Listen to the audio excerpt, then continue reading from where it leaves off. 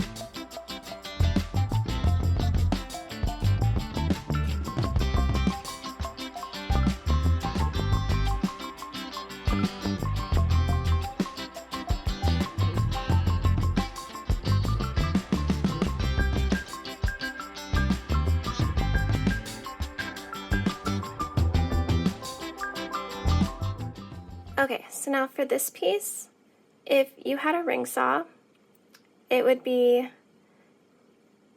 probably quicker and easier for you to just go zoop with the ring saw.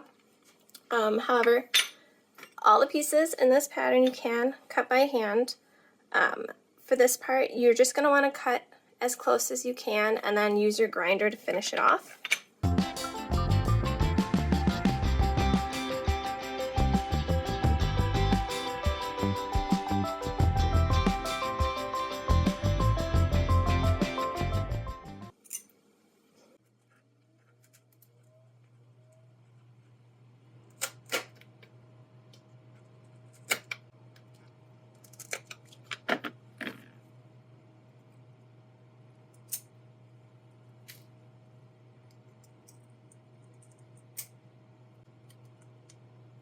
And I think that's as far as I want to cut. I don't want to risk splintering the glass at all. The smaller the curves you cut, the more difficult it is, so we'll just leave it be.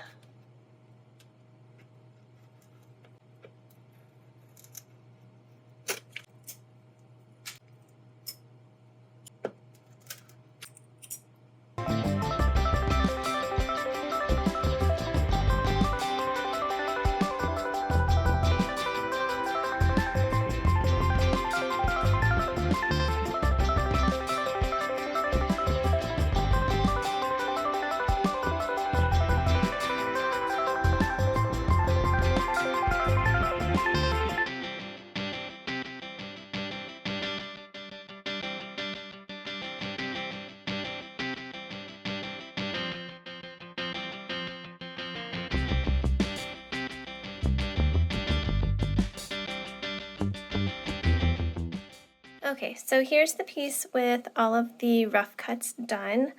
For the most part, all the cuts were successful except like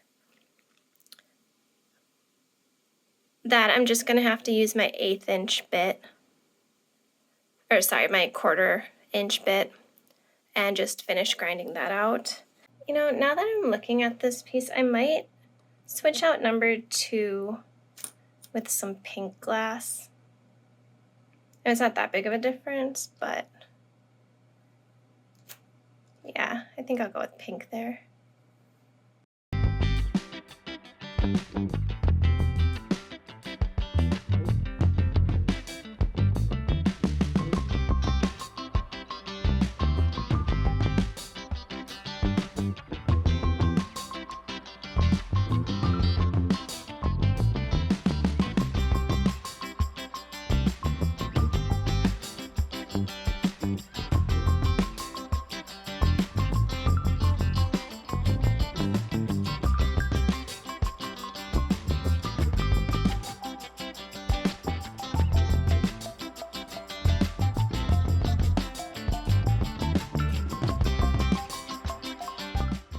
Okay, so here's one of the pieces with that really small but deep curve that I couldn't fully cut out with my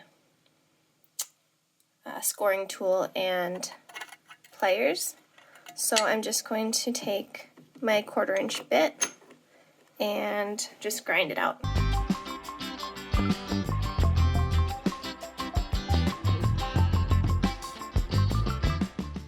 And there we go. Then the rest I can just use my 1 inch grinder to finish grinding.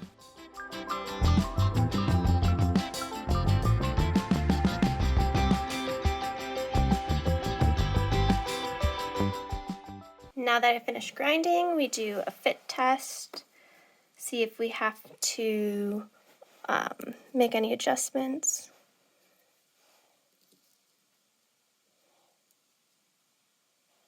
So I can already see right there I need to round this edge a little bit more.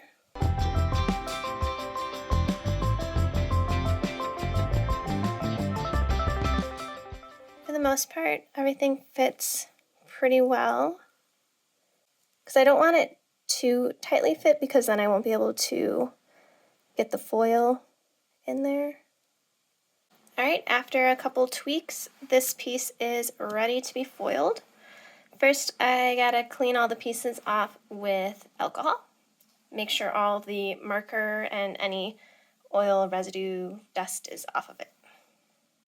Okay, so with this rose, I think I'm just going to end up leaving the solder seam silver. I think because we have this nice baby pink and white iridescent glass, a bright shiny silver finish will complement it really well. I mean, black, silver, or copper, they all look good with everything pretty much, but I think I want to keep with the silver. The pink gloss isn't very transparent, so I can just use copper backed foil. However, I always, at least almost always, use silver backed foil when I wrap white glass, just because if you use black backed foil, it tends to give white glass kind of a dark shadow look, and if you wrap it in copper backed foil, it gives the white glass kind of a coppery glow. It's not, I mean, it's not that noticeable, but it's something that I notice, so I just prefer to wrap white glass with silver backed foil just to keep it as light as possible. I'll be doing most of the foiling with 3/16 foil, but I'll be wrapping the perimeter with 7/32, and just so I have a nice strong beaded edge. Alright, I've got my 3/16 foil for this inner edge.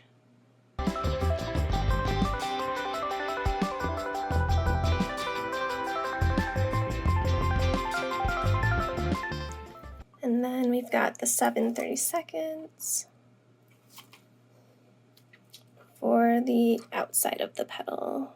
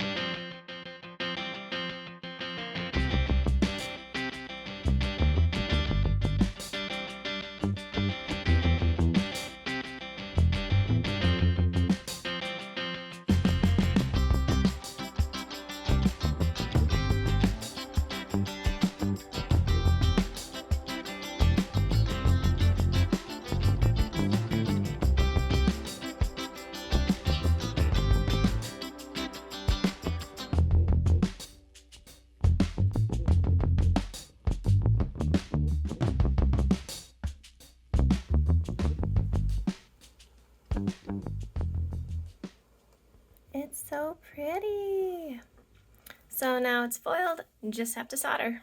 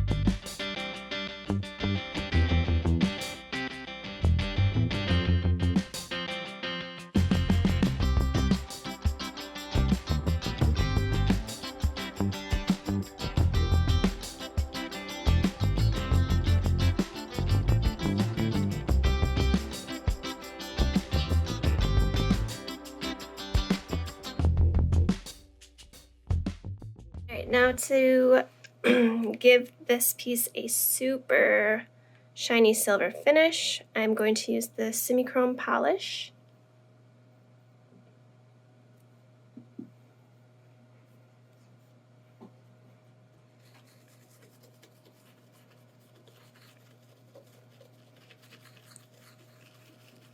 You don't need a lot of it, so just spread it around, see how the metal is kind of turning like an icky dark color.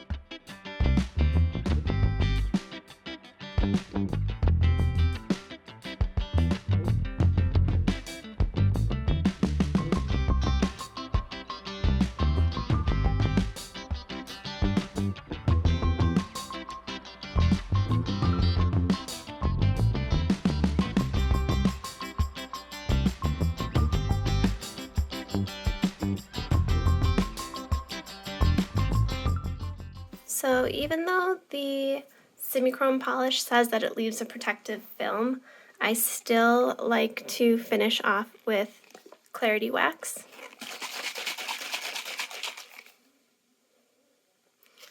I think even most glass places that sell the semi-chrome, they advertise it as to use along with your finishing compound, so that's just what I do.